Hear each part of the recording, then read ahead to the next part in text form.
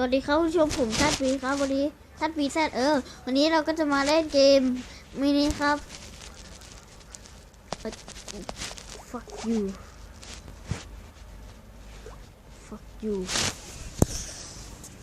วันนี้เราก็จะมาเล่นกัน3 คนนะไม่มีทีมครับเดี๋ยวจะแต่งตัวก่อนเพิ่งเล่นค่ะผมจะเขียนว่าทัดวีแซดทีวี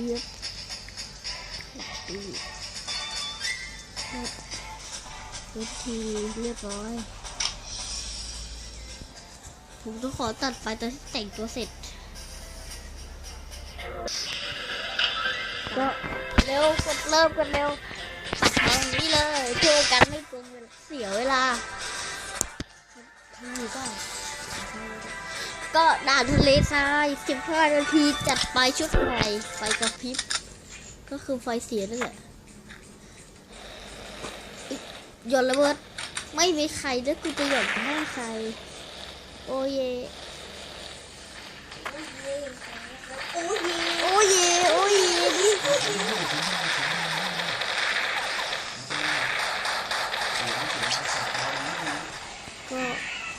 เอาเดินขึ้นลงไปมันโคตรโหดเลยตอนนี้ปิดอันนี้ก่อนมีของเกียร์แล้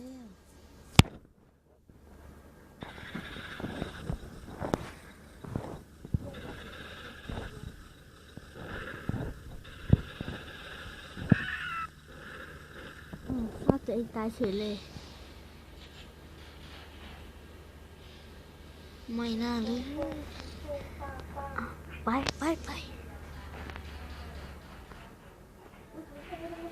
เป็นผลงานที่แย่มาก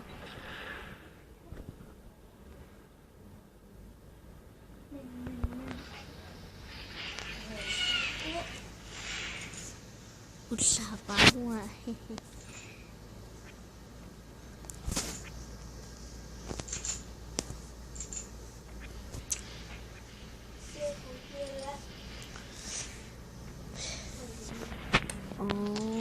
ของเกียนของกูเอง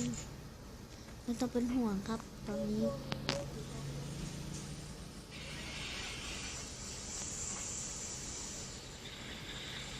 เจ้าหุย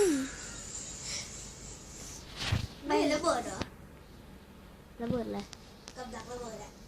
ไม่มีนะเอาไปแล้วเมื่อกี้ใครฆ่าเราหลบได้ประหยัดยังเดอะแมททิส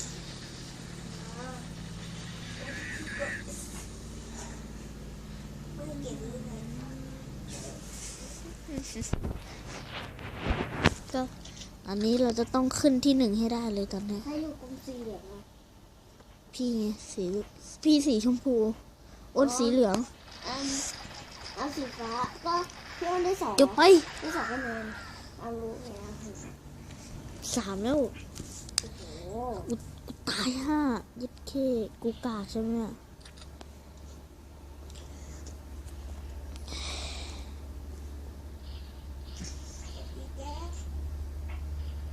เงียบหน่อยดีน้องนอน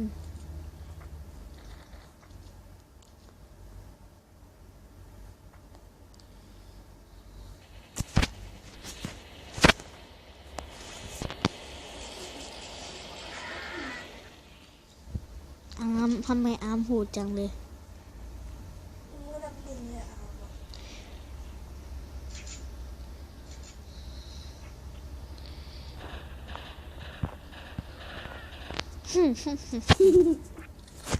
โอ้โหพี่อ้นได้3พี่อาร์มกับพี่โลตัสได้4อ่ะ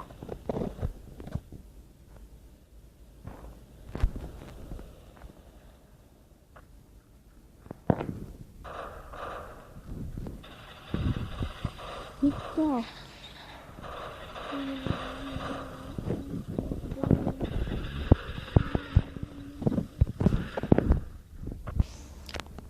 เดี๋ยวหาเรา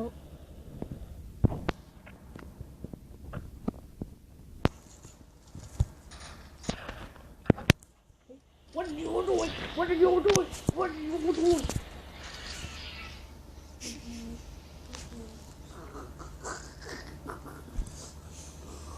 ก็ยังไม่มีใครตีเสมอพี่ได้นะฮะไม่มีใครตีเสมอพี่ได้เลยนะฮะ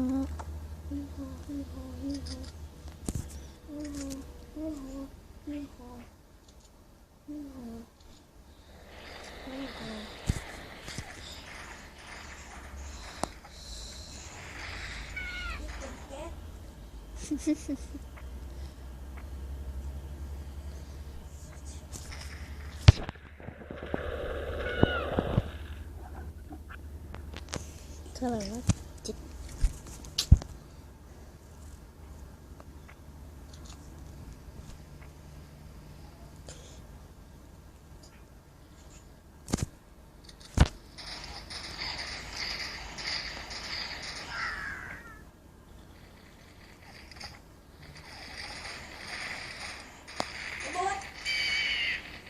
ฆ่าตัวตายก่อนที่คนอื่นจะเก็บคิวเรา นี่คือสูตรผม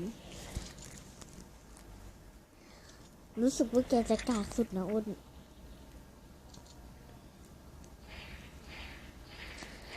หัวอยู่ไหน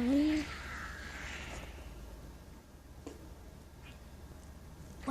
วอยู่ไหนอยู่ใสอยู่ใส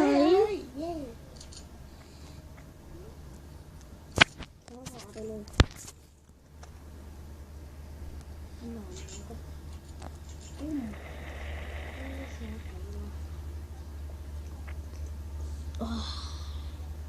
ไอ้พ่นมันก็อืดจังเลยหลบทีละคนไม่ต้องแย่งเกิดทุกคน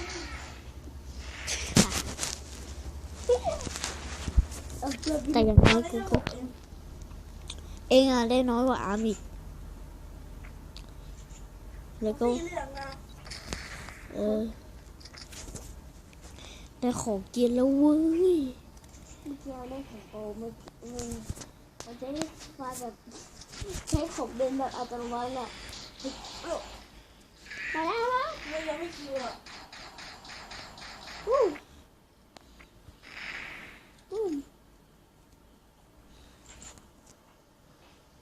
รอกันก่อนโอ้ยอะไรโอ้ยแหละ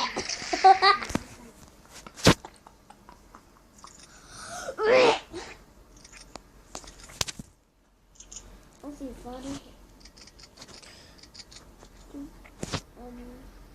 เอาไปด้วย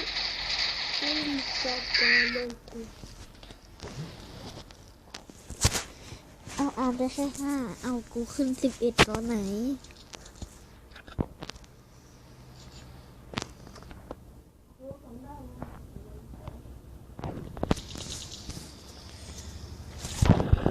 จะเอาอีกที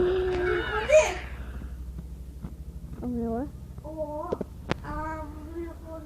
เฮ้ยแล้วมึงฆ่ากูได้ไงว่ามึงตายไปแล้วอะ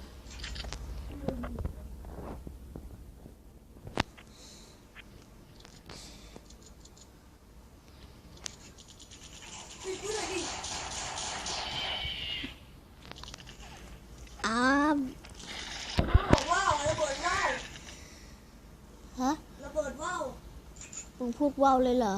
ระเบิดว่าวแปลว่าระเบิดไม่โดนว่าวก็ไม่โดนเอาละเอาเลยมาเล่นต่อเลยใช่ไหมอามใช่ครับไม่ต้องโกรธกันเยอะเลยโอ้โห8 ต่อ 8พี่โอเล่น8อาร์มเล่น8พี่โรซ่าได้12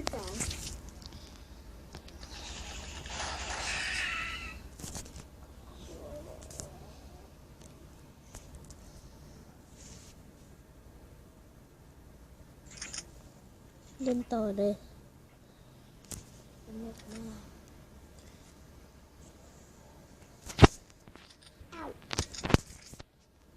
ไว้ด้วยก่อน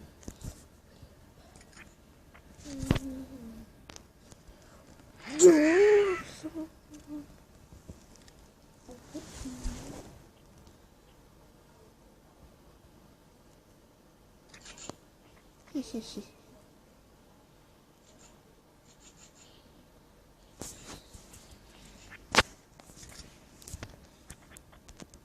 เลย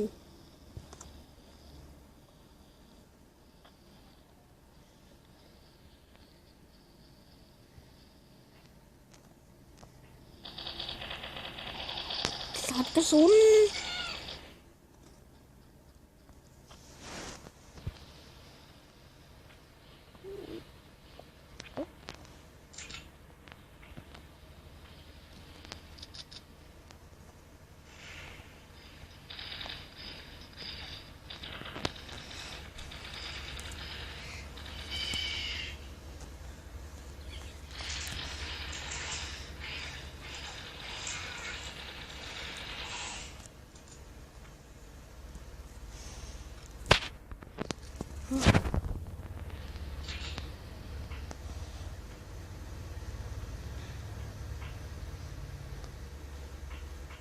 เล่น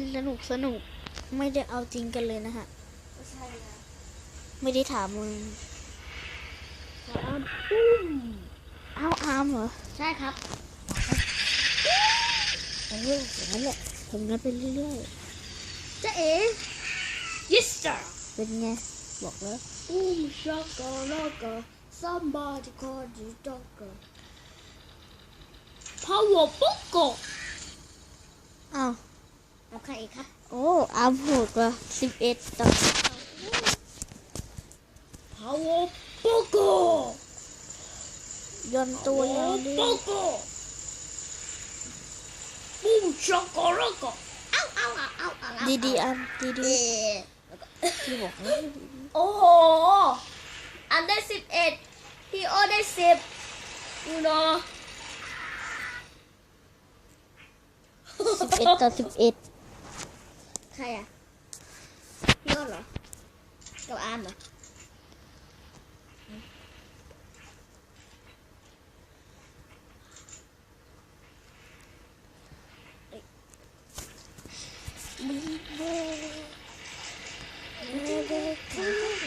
นั่นคือจะกูก่อน อาร์มเราอีกแล้วเราไม่ต้องมาพักล่าง เฮ้ยเอ้ย ไม่ต้องให้มันรีเลือดกันเลย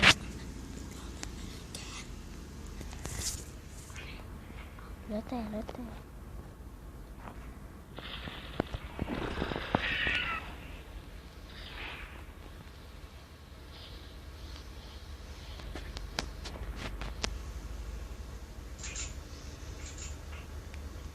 อันนี้พี่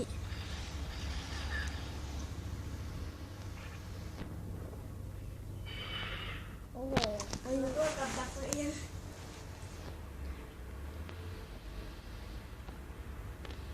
เ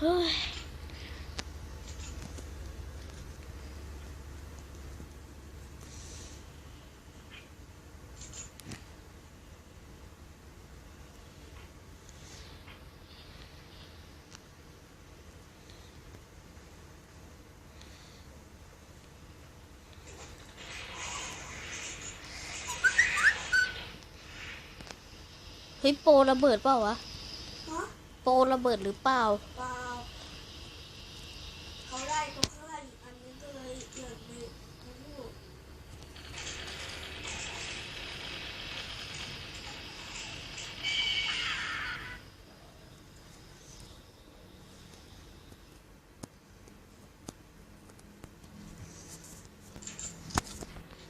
ก็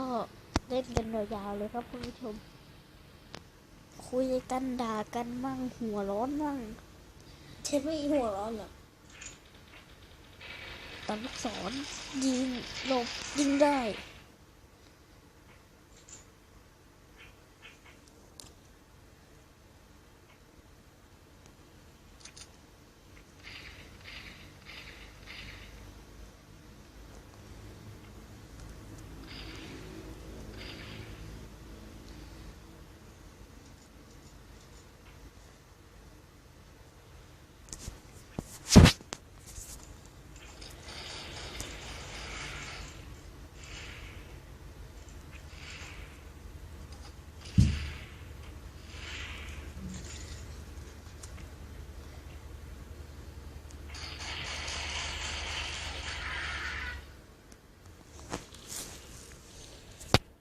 อตัดคลิปก่อน ก็ไม่ได้เอาจริง เล่นต่อเลยครับ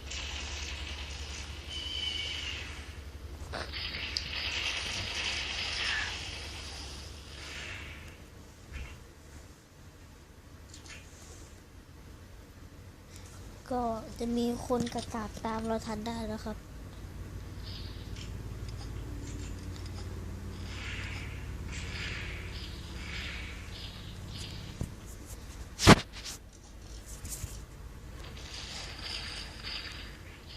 นัดยังจอดเลย